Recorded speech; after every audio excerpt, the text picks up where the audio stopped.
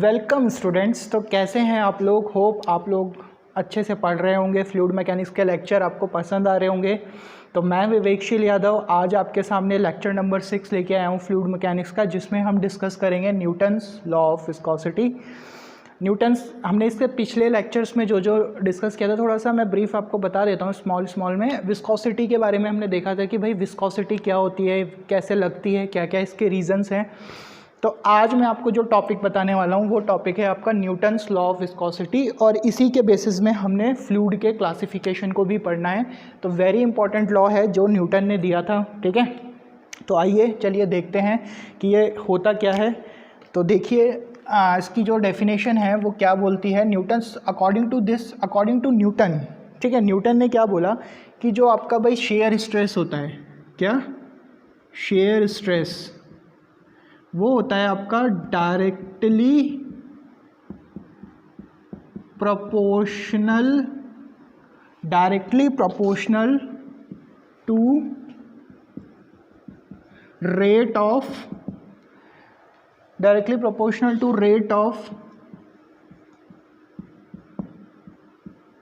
shear strain और shear strain rate, और rate of shear strain भी बोल सकते हैं इसको। क्या बोल सकते हैं? रेट ऑफ शेयर स्ट्रेन, जो भी आपको बोलना है आप, रेट ऑफ शेयर स्ट्रेन, ठीक है। अगर इसको मैं मैथमेटिकली लिखूं और शेयर स्ट्रेस को मैं अगर टाउ से डिनोट कर रहा हूं यहाँ पे, तो shear stress is directly proportional to rate of shear strain, ठीक है, where tau is denote for shear stress, ठीक है। और ये जो d theta by d t होता है आपका, ये क्या होता है? ये होता है आपका रेट ऑफ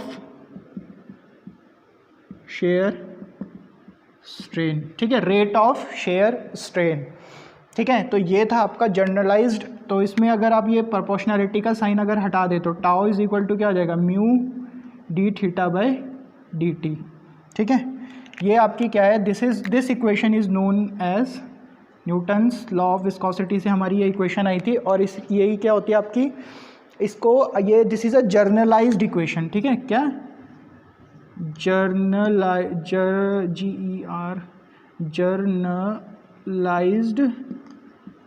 इक्वेशन, ठीक है, जो कि वैलिड है, वैलिड फॉर एनी फ्लो, ठीक है। 1D फ्लो हो रहा है आपका, 2D हो रहा है, 3D हो रहा है, हर इक्वेशन में ये क्या होता है आपका? वैलिड होता है। और जो इसमें ये म्यू है, this mu is known as dynamic viscosity, ठीक है, डायनामिक विस्कोसिटी। और इसका एक और नाम है, इसको क्या बोलते हैं हम? एब्सोल्यूट विस्कोसिटी, ठीक है। थोड़ा सा अब इसको इलाबोरेट करते हैं। इसको इक्वेशन हम क्या ले लेते हैं? दिस इज इक्वेशन नंबर 1, ठीक है। अच्छा, अब देख लेते हैं भाई, यहाँ पे मैं आप लोगों को बताता हूँ। ये मैंने कोई फ्लो ले रखा है, ठीक है, ये प्लेट ली है मैंने, ठीक है।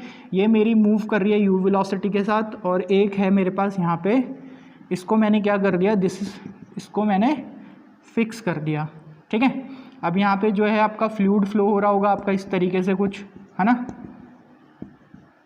ठीक है। और यहाँ पे ये क्या ले लिया मैंने? मॉलिक्यूल्स ले लिए, 1 2 3 4 5 6 7, ठीक है। तो जो इसका जो वेलोसिटी होगी भाई, वो कुछ वेलोसिटी जो कर्व आएगा वो कुछ इस तरीके से आएगा, है ना, इसी तरीके से आएगा। क्योंकि क्या है भाई, विस्कस फोर्स जो होती है वो यहाँ पे सरफेस पे ज़्यादा होती है। धीरे धीरे आप जैसे जाते हो इफेक्ट कम होता रहता है, तो भाई जो ऊपर के मॉलिक्यूल्स होंगे वो ज़्यादा तेज़ी से फ्लो करेंगे ना फ्लो। तो मैंने क्या किया, अब यहाँ से मैं क्या करता हूँ, एक मॉलिक्यूल मैंने ये वाला ए और बी, ठीक है, इस 2 मॉलिक्यूल को मैं स्टडी करता हूँ, इनको मैं उठा के यहाँ पे बना रहा हूँ आपके सामने। तो ये ले लिया मैंने आपका ये ले लिया मैंने आपका, दिस इज बी मॉलिक्यूल, और एक ले लिया मैंने ए मॉलिक्यूल, ठीक है। इस डायरेक्शन में यहाँ पे डायरेक्शन लिख देता हूँ। ये वाली डायरेक्शन एक्स ले रहे हैं हम, और ये वाली डायरेक्शन क्या ले रहे हैं? वाई ले रहे हैं, ठीक है। तो भाई ये किस वेलोसिटी के साथ जा रहा है? ये जा रहा है यू वेलोसिटी के साथ। भाई ये वाली जो मॉलिक्यूल होगा ये किसके साथ जाएगा? u प्लस डी यू के साथ जाएगा कि नहीं जाएगा, है ना। अब ये कुछ टाइम बाद क्या होगा, ये जो ए मॉलिक्यूल है वो ए डैश पे आ जाएगा यहाँ पे, ठीक है, इसको मैंने ए डैश दे दिया। और ये जो बी मॉलिक्यूल है ये थोड़ा सा और आगे चला जाएगा, यहाँ पे सपोज मान लिया मैंने, इसको मैंने नाम दे दिया बी डैश, ठीक है।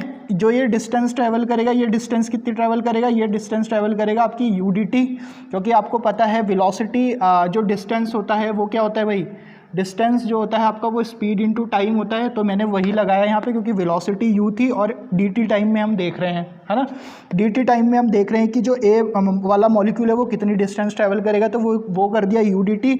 और ये जो बी वाला है बी डैश जाने तक वो कितनी कर देगा, u plus D u d T. तो ये वाली जो डिस्टेंस हो जाएगी आपकी वो कितनी हो जाएगी भाई, डी यू, सॉरी ये वाली जो डिस्टेंस हो जाएगी ये हो जाएगी डी यू डी टी, ठीक है, क्योंकि यू डी टी इतनी होगी और डी यू डी टी ये वाली हो जाएगी। एक्स्ट्रा कर रहा है ना ये वाला बी डैश वाला जो मॉलिक्यूल है वो इतना एक्स्ट्रा कर रहा है, तो मैंने इसको ये बना दिया, ठीक है। यहाँ पे मैंने क्या ले लिया भाई, ये जो एंगल बना रहा है ये मैंने ले लिया भाई थीटा एंगल ये बना रहा है ना। और ये जो डिस्टेंस ले ली, ये डिस्टेंस कितनी ले ली भाई, डी वाई डिस्टेंस है, इन दोनों के बीच में कितनी डिस्टेंस है, डी वाई डिस्टेंस है। तो ये कितना हो जाएगा भाई, डी वाई हो जाएगा, है ना। अब इसमें हम क्या लगा लेते हैं भाई, टेन थीटा लगा लेते हैं। तो टेन थीटा क्या होता है आपका, tan theta is equal to, tan theta कितना हो जाएगा आपका, टेन थीटा अगर ये ट्राइंगल ले लें हम, ए डैश इसको दे देते हैं ओ, ठीक है, A dash triangle A dash O dash O sorry A dash O और बी में, तो जो टेन थीटा होगा, टेन थीटा आपका कितना होगा भाई, d u d t upon d y, यही होगा। अगर ये जो थीटा है ये वेरी क्या करते हैं हम, स्मॉल ले लें, है ना, स्मॉल ले लेते हैं, तो ये थीटा के इक्वल हो जाएगा, मतलब डी ये डी थीटा अगर स्मॉल एंगल लिया हमने तो ये किसके इक्वल हो जाएगा, डी थीटा के इक्वल हो जाएगा। तो अब जो ये इक्वेशन है, ये इक्वेशन क्या हो जाएगी, मैं यहाँ पे लिख रहा हूँ, ये इक्वेशन जो हो जाएगी ये हो जाएगी भाई, देखो टेन थीटा स्मॉल था तो d theta d u d t upon d y, अब यहाँ से क्या आ गया, d theta upon d t is equal to d u upon d y आ गया। अब ये वाला जो है इस रिलेशन को मैं यहाँ पे यूज़ करता हूँ, तो जो मेरा ये shear stress should be equal to mu is equal to कितना आ गया ये, इसको मैं क्या लिख सकता हूँ, d u upon d y लिख सकता हूँ ना। तो दिस इज़ जर्नलाइज्ड इक्वेशन, ठीक है, किसकी, न्यूटन्स लॉ ऑफ विस्कोसिटी की। और जो ये वाला जो इक्वेशन है ये क्या है, फॉर वैलिड किसके लिए है, फॉर पैरेलल 1D फ्लो, ठीक है, जो भी 1D फ्लो हो रहा होगा उसके लिए आप क्या इक्वेशन लगाओगे, tau is equal to mu d u upon d y, और म्यू क्या होता है आपका, डायनामिक विस्कोसिटी और एब्सोल्यूट विस्कोसिटी। अच्छा, अब ये जो विस्कोसिटी है ये जो यहाँ से आई इसकी हम यूनिट की बात कर लेते हैं, ठीक है, यूनिट की बात कर लेते हैं हम इसकी। तो यूनिट देख लेते हैं भाई कि यूनिट कितनी आएगी। यूनिट के लिए, ठीक है, तो SI यूनिट जो होती है म्यू की वो होती है आपकी न्यूटन सेकेंड पर मीटर स्क्वायर, ठीक है, न्यूटन सेकेंड पर मीटर स्क्वायर। अच्छा, और इसको क्या बोलते हैं हम भाई, पास्कल सेकेंड भी बोल सकते हैं, ठीक है। और CGS यूनिट में भाई, CGS यूनिट क्या होती है इसकी, वो होती है पॉइस, ठीक है। तो 1 pascal second is equal to 10 poise के इक्वल होती है, ठीक है। कई बार आपको जो विस्कोसिटी होगी वो पॉइस में दे रखी होगी, तो ये कन्वर्जन फार्मूले हैं, ये आप लोगों को क्या करने हैं, याद रखने हैं, ठीक है। तो ये तो बात थी हमारी किसकी, न्यूटन्स लॉ ऑफ विस्कोसिटी की। ओके, आगे हम जाएंगे इसमें, तो आगे मैं आपको इसके कुछ अभी आपको एक बोर्ड पे एक क्वेश्चन दिख रहा होगा जो कि बेस्ड है आपका न्यूटन्स लॉ ऑफ विस्कोसिटी में, जो कि मैं आपको पिछले लेक्चर में समझा चुका हूँ कि न्यूटन लॉ ऑफ विस्कोसिटी क्या होता है। तो उसी के बेसिस पे मैंने आप लोगों के लिए एक न्यूमेरिकल डिज़ाइन किया है। ये न्यूमेरिकल मैं लेके आया हूँ ताकि आप लोग देख लें कि जो क्वेश्चन आता है न्यूटन लॉ ऑफ विस्कोसिटी पे वो किस तरीके का आता है, ठीक है। तो आपके बोर्ड पे एक क्वेश्चन लिखा हुआ है कि determine the shear stress developed in an lubricating oil, ठीक है, of viscosity 0.91 poised 0.981 poised filled between two parallel plate 1 centimeter apart and the upper plate is moving with a velocity of 2 meter per second, ठीक है। पूछ क्या रहा है आपसे वो शेयर स्ट्रेस की वैल्यू पूछ रहा है कि शेयर स्ट्रेस कितना है। वैल्यूज़ ने गिवन क्या क्या दे रखी है वो यहाँ लिख लेते हैं। म्यू दे रखा है आपको 0.981 पॉइस, वेलोसिटी आपको जो उसने दे रखी है वो दे रखी है 2 मीटर पर सेकेंड, और जो डी वाई दे रखा है बिटवीन दोनों डिस्टेंस दे रखा है जो प्लेट के बिटवीन, वो कितना दे रखा है 1 सेंटीमीटर दे रखा है, ठीक है। इसको मैं आपको फिगर से भी समझा सकता हूँ। देखिए एक प्लेट ये है, एक प्लेट ये है, नीचे वाली प्लेट जो है वो क्या है, फिक्स हो रखी है, और बीच में आपका यहाँ पे क्या है, this is a lubricating oil, ठीक है, जिसका म्यू कितना दे रखा है आपको 0.981 पॉइस, ठीक है। और अगर हम और बात करें, इसकी जो वेलोसिटी दे रखी है u, वो दे रखी है आपको 2 मीटर पर second. Distance between the plate dy वो कितना दे रखा है आपको, वो दे रखा है आपको 1 सेंटीमीटर, ठीक है। पूछा कि क्या है, टाउ पूछा है, तो देखिए चलिए फार्मूला इसको हम कन्वर्ट कर लेते हैं। पहले फार्मूला लगाने से पहले इसको हम पास्कल सेकंड में करेंगे, तो देखो 1 पास्कल सेकंड 10 पॉइस के इक्वल होता है। तो इसको क्या करना पड़ेगा आपको, ये पॉइस में ऑलरेडी है ही है, इसको पास्कल सेकंड में कन्वर्ट करने के लिए 10 से आपको डिवाइड करना पड़ेगा। तो 10 से इसको डिवाइड कर दो, तो ये कितना देगा 0.0981 पॉइस, ठीक है। तो चलो अब आगे करते हैं, इसको भी चेंज कर लेते हैं हम। डी वाई को ये 1 सेंटीमीटर दे रखा है, तो ये कितना हो जाएगा 1 × 10⁻⁻2 मीटर।